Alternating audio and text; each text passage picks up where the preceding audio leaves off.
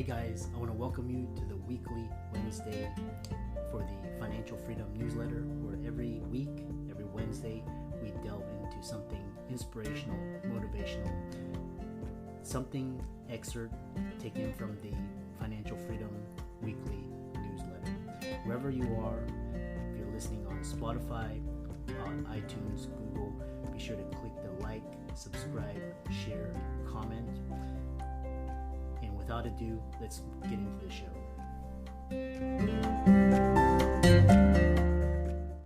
This podcast is brought to you by AT&T Fiber with All-Fi. Something tells me that the guy watching sports for 13 hours straight on Sunday, who then stays up watching the recaps of those 13 hours, then calls his friends to talk about it, is definitely going to notice that half-a-second delay. Get AT&T Fiber with All-Fi and watch sports any time of day from anywhere in your house. Live like a gigillionaire. Limited availability in select areas. Go to att.com/hypergig to check eligibility. Coverage may require extenders at additional charge. Welcome everybody to this week's podcast episode for the Financial Freedom for Physicians podcast. I'm your host, Dr. Christopher Liu. And as you know, talk about the 4 different types of freedom: time, financial, location, and health freedom. And in that light, I'm always interviewing entrepreneurs, investors, people doing things on the cutting edge to bring you those conversations, insights, and to share with the world. So today we have Dr. E, based out of Los Angeles, and he is an internationally renowned sports medicine doctor, entrepreneur, thought leader. And today is going to be talking all about, holistic care and healing, fitness and nutrition, entrepreneurships for underrepresented minorities. And it's going to be a fantastic discussion. Dr. E is also a physician as well. And so welcome to the show. Dr. E, welcome. Thanks, man. Thank you for having me, Doc. I appreciate you having me. It's a pleasure, man. It's a pleasure to be here. Awesome. I'm always happy to have I don't know if you can hear me. I'm always happy to connect with fellow physicians and entrepreneurs. So tell us more about yourself, your story, and how you got started. Yeah, so just a little bit. I'm a chiropractic sports physician. My background has just been kind of a long journey in itself.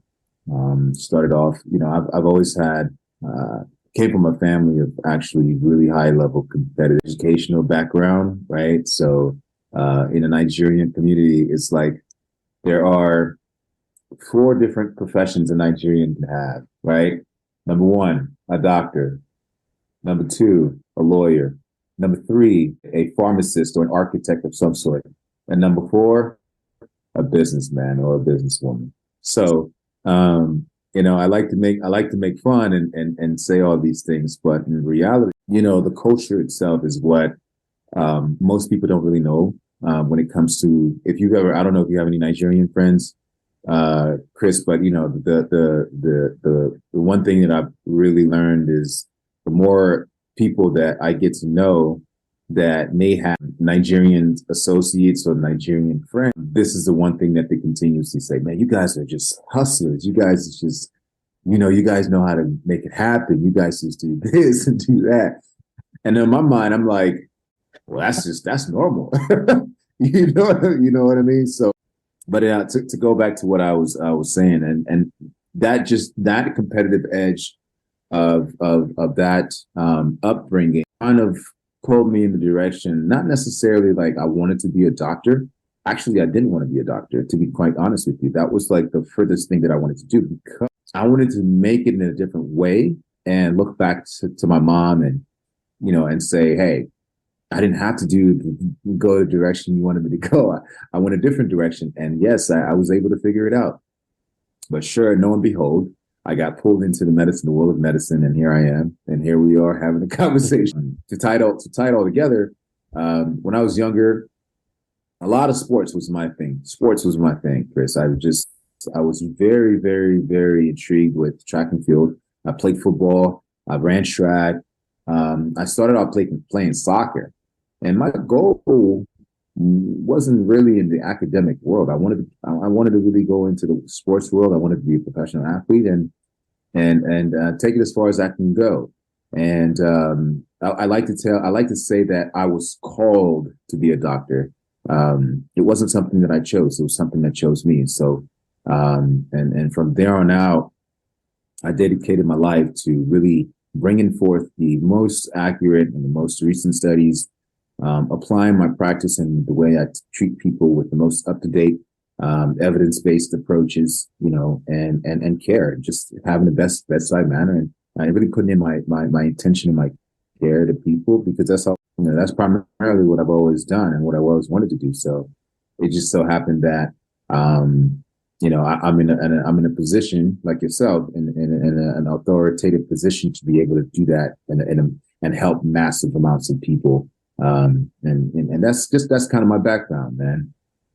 Interesting. Yeah, I've always liked the sports analogy, the business owner, the entrepreneur analogy, because it's all about results and taking action. That story that you talked about, hustlers, I think that's, probably because we grew up in this entitled society and people think it's supposed to come without putting in the work. But, we always have to, which is interesting because you have various approaches to wellness and recovery. So tell us about that. I've always been a very outside the box thinker, innovative thinker, which is hence why I coined my practice Innovate Medicine, but I didn't want to spell it with the INNOVATE like it's normally spelled. I spelled it with an ENOVATE. And innovation to me, in anything that you do, you can be an artist, you can be a carpenter, you can be anything that you want to do and be.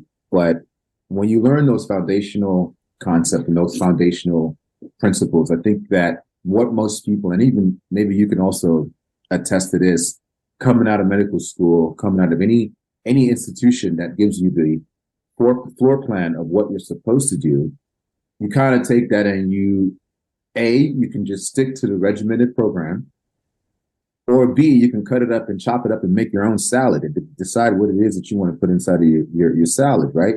And so for me, my approach to recovery, my approach to holistic has always been very just unique, at least in my own perspective. And some of the people that I've also helped and taken care of can also argue to this. I've always wondered, to me, it's like, okay, somebody comes to me with a neck pain or somebody comes to me with a headache. Okay, my first thought is, okay, and most people will tell you, oh, I had a headache because, I don't know. That's the first answer. I don't know.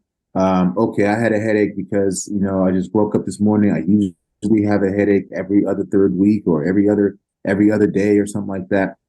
So my approach is always to try to peel the onions, because as you know, with health, in healthcare, there's always been this Band-Aid approach and this cookie cutter regimen that most physicians just put together and patch together to give their patients. And to me, I think that's doing a disservice. So I started with a lot of questions to just kind of peel the onions back and back and back. And I said, okay, from last week, well, what was your diet like? What was your stress like? What was your approach to those things? How much sleep did you get? Did anyone emotionally make you upset this week, right? Okay, now let's dial it back to 2 weeks ago. None of those things applied. What about 2 weeks ago? None of those things applied. Okay, what about last month? And then as you ask these questions, what you start to learn is that patients they have information, right? I always say, like, in your SOAP notes and when you're doing all these questionnaires, right? The answer is in the SOAP notes, right? The answer is in the questions. They will tell you what's going on if you take the time to really dig deep and extrapolate some of those information from them by asking those questions that aren't just going to lead you to a closed-ended question, right? So for instance, recovery, like that's like one of the major things that I think that a lot of these athletes lack, because they're so go. And obviously, you being an entrepreneur, you being a physician, right? All you know is hustle. You just talked about it earlier. Go.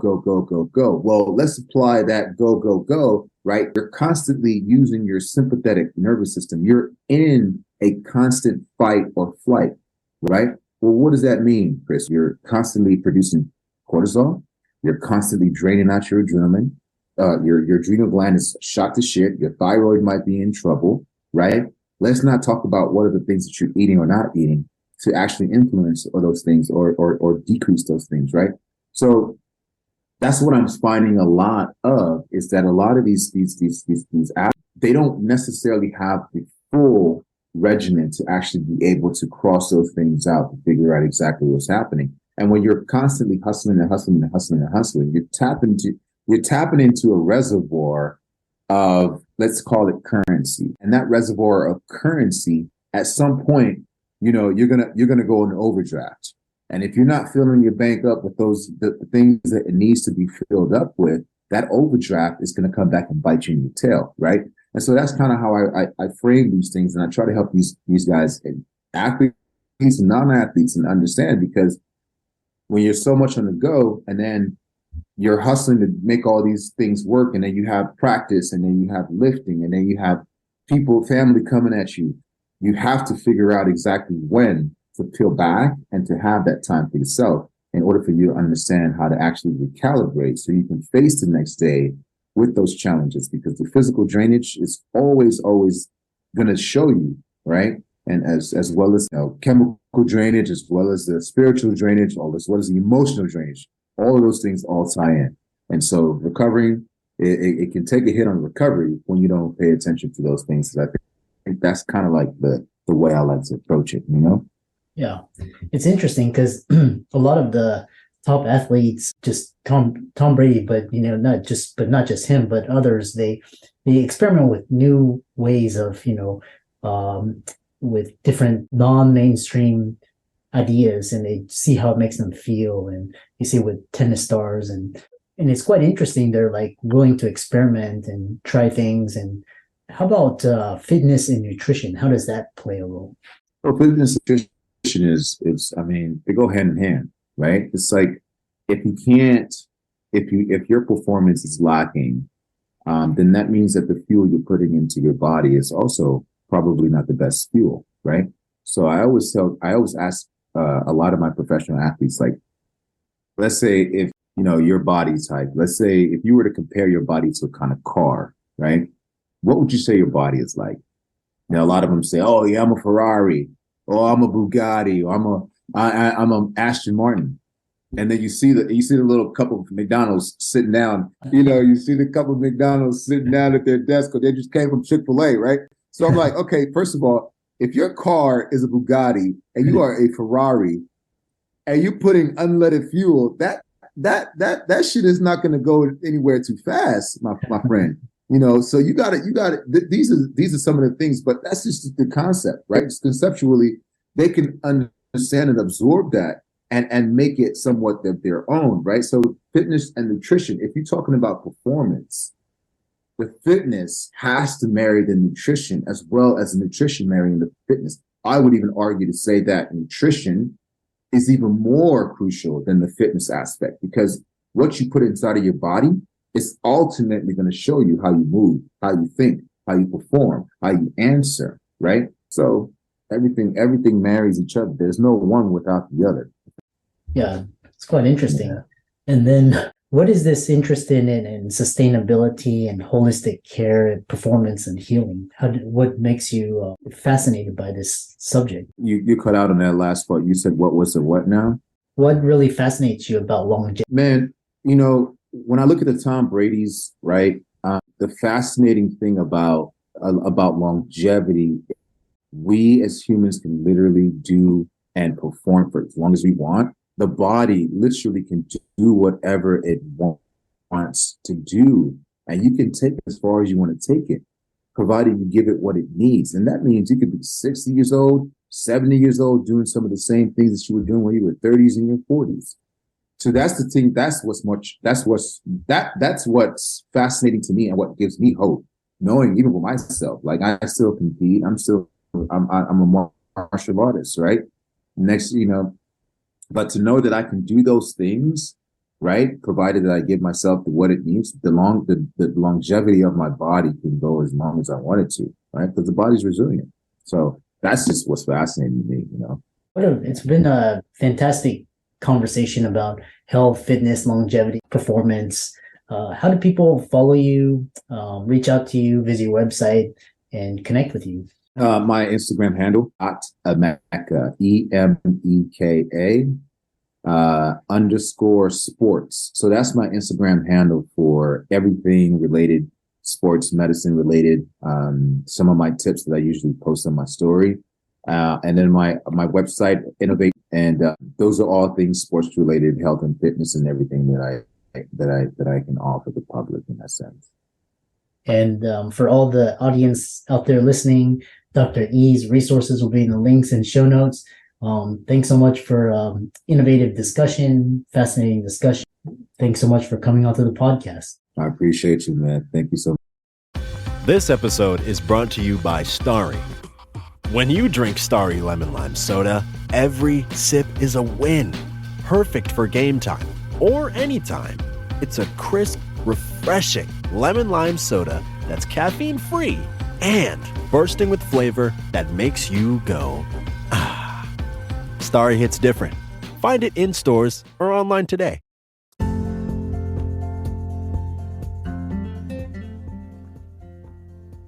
hope you really enjoyed that wonderful, inspirational, motivational piece. Again, wherever you are listening, if you liked it, be sure to like, comment, share, subscribe. We're on everywhere: Spotify, iTunes, Google, Amazon, Audible. And without much ado, be sure to thank this show's sponsors, and we'll see you next week.